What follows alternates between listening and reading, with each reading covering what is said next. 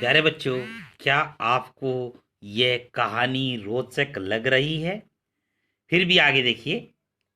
भोजन तैयार हो गया है। आंगन में पत्तलें पड़ गई। प्यारे बच्चों, मैंने पहले भी बताया था एक अध्याय में कि पहले ना खाना नीचे बिठाकर पत्तलों में खिलाया जाता था। मेहमान खाने लगे। स्त्रियों ने जेवनार गीत गाया आरंभ कर दिया।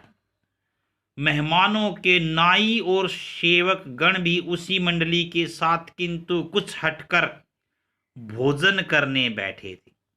परंतु सभ्यता अनुसार जब तक सबके सब खा न चुके कोई उठ नहीं सकता था। दो एक मेहमान जो कुछ पढ़े लिखे थे सेवकों के दीर्घ आहार पर झुंझला रहे थे, अर्थात बहुत ज्यादा भोजन करने पर वे इस बंधन को व्यर्थ और बेकार की बातें समझते थे। बूढ़ी काकी अपनी कोठरी में जाकर पश्चाताप कर रही थी कि मैं कहां से कहां आ गई। उन्हें रूपा पर क्रोध नहीं था, अपनी जल्दबाजी पर दुख था। सच ही तो है, जब तक मेहमान लोग भोजन न कर चुकेंगे घर वाले कैसे खाएंगे। मुझसे इतनी देर भी न रहा गया। सबके सामने पानी उतर आया। अब जब तक कोई बुलाने नहीं आएगा न जाऊंगी। उसने मन में निश्चय कर लिया। मन ही मन इस प्रकार का विचार कर वह बुलाने की प्रतीक्षा करने लगी, परंतु घी की रुचिकर सुवास से बड़ी धैर्य परीक्षक प्रतीत होती थी। अर्थात ऐसा वह सुगंध ऐसी प्रतीत हो जैसे उसकी परीक्षा ले रही हो, उसके धैर्य को समाप्त कर रही थी। उन्हें एक एक पल एक एक युग के समान मालूम होता था।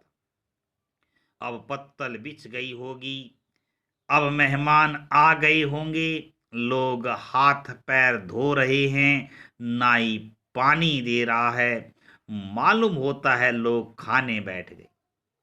जेवनार गाया जा रहा है, अर्थात जब भोजन करते थे ना उनके उपलक्ष्य में, उनके खुशी में गीत गाए जाते थे। यह विचार कर वह मन को बहलाने के लिए लेट गई। धीरे धीरे एक गीत गुनगुनाने लगी।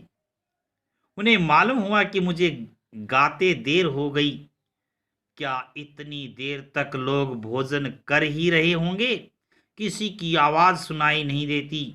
अवश्य ही लोग खा पी कर चले गए, मुझे कोई बुलाने नहीं आया है। रूपा चिढ़ गई। क्या जाने न बुलाए, सोचती हो कि आप ही आवेंगी। वह कोई मेहमान तो नहीं जो उन्हें बुलाऊं। बूढ़ी काकी चलने को तैयार हुई। यह विश्वास कि 1 मिनट में पूड़ियां और मसालेदार तरकारियां सामने आएंगी उनकी स्वाद इंद्रियों को गुदगुदाने लगी। उन्होंने मन में तरह तरह के मंसूबे बांधे। मन में तरह तरह के यानी मंसूबे अर्थात कुछ कार्य कर गुजरने की इच्छा।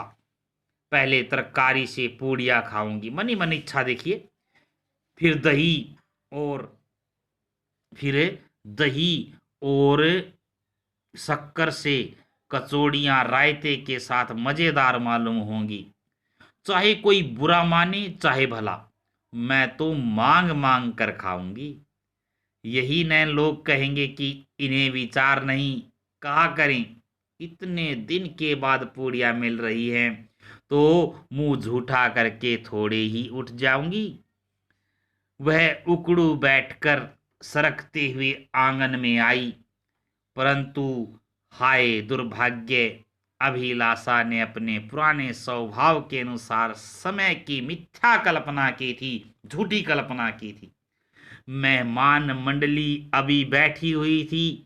कोई खाकर उंगलियां चाटता था, कोई तिरछे नेत्रों से देखता था कि और लोग अभी खा रहे हैं या नहीं। कोई इस चिंता में था कि पत्तल पर पूड़ियां छूटी जाती हैं तो किसी तरह उन्हें भीतर रख देता। कोई दही खाकर चटकारता था, परंतु दूसरा दोना मांगते संकोच करता था, दूसरी बार मांगने थी। कि इतने में बूढ़ी काकी रेंगती इनके बीच में आ पहुंची। कई आदमी चौंक कर उठ खड़े हुए पुकारने लगे, अरे यह बुढ़िया कौन है? यह यहां कहां से आ गई, देखो किसी को छू न दे। पंडित बुधिराम काकी को देखते ही क्रोध से तिल मिला गई।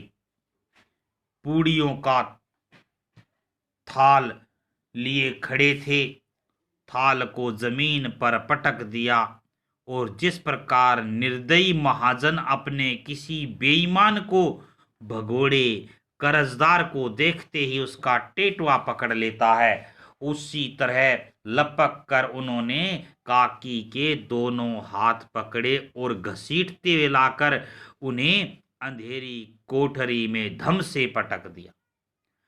आशा रूपी वाटिका लू के एक झोंके में विनिष्ट हो गई। मेहमानों ने भोजन किया, घर वालों ने भोजन किया, बाजे वाले, धोबी, चमार भी भोजन कर चुके। बच्चों इसमें कई जाति सूचक शब्द है, इन पर हमें ध्यान नहीं देना, फिर भी कोई बात नहीं, इस कहानी में है तो कोई बात नहीं। परंतु बूढ़ी काकी को किसी से न पूछा। बुद्धिराम और रूपा दोनों ही बूढ़ी काकी को उनकी निर्लज्जता के लिए दंड देने के निश्चय कर चुके थे। उनके बुढ़ापे पर, दीनता पर, हतज्ञान पर किसी को करुणा न आई थी। अकेली लाडली उनके लिए कूद रही थी। लाडली को काकी से अत्यंत प्रेम था। बेचारी भोली लड़की थी। बाल विनोद, बच्चे की खुशी और चंचलता की उसमें गंध तक न थी। दोनों बार जब उसके माता पिता ने काकी को निर्दयता से घसीटा तो लाडली का हृदय ऐंठ कर रह गया। वह झुंझला रही थी कि हम लोग काकी को क्यों बहुत सी पूड़ियां नहीं देते। क्या मेहमान सब की सब खा जाएंगे? और यदि काकी ने मेहमानों से पहले खा लिया तो क्या बिगड़ जाएगा? वह काकी के पास जाकर उन्हें धैर्य देना चाहती थी, परंतु माता की भय से न जाती थी। उसने अपने हिस्से की पूड़ियां बिल्कुल न खाई थी। अपनी गुड़िया की पिटारी में बंद कर रखी थी। उन पूड़ियों को काकी के पास ले जाना चाहती थी। उसका हृदय अधीर हो रहा था। बूढ़ी काकी मेरी बात सुनते ही उठ बैठेंगी। पूड़िया देखकर कैसी प्रसन्न होंगी, मुझे खूब प्यार करेंगी। रात को 11 बज गए थे। रूपा आंगन में पड़ी सो रही थी। लाडली की आंखों में नींद न आती थी। काकी को पूड़िया खिलाने की खुशी उसे सोने न देती थी।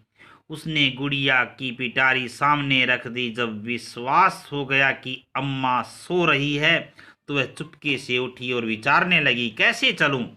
चारों ओर अंधेरा था, केवल चूल्हों में आग चमक रही थी और चूल्हों के पास एक कुत्ता लेटा हुआ था। लाडली की दृष्टि सामने वाले नीम पर गई। उसे मालूम हुआ कि उस पर हनुमान जी बैठे हुए हैं। उनकी पूंछ, उनकी गदा वह स्पष्ट दिखलाई दे रही थी। मारे भय के उसने आंखें बंद कर ली। इतने में कुत्ता उठ बैठा। लाडली को ढांढस हुआ, धैर्य हुआ। कई सोए हुए मनुष्यों के बदले एक भागता हुआ कुत्ता उसके लिए अधिक धैर्य का कारण हुआ। उसने पिटारी उठाई और बूढ़ी काकी की कोठरी की ओर चली।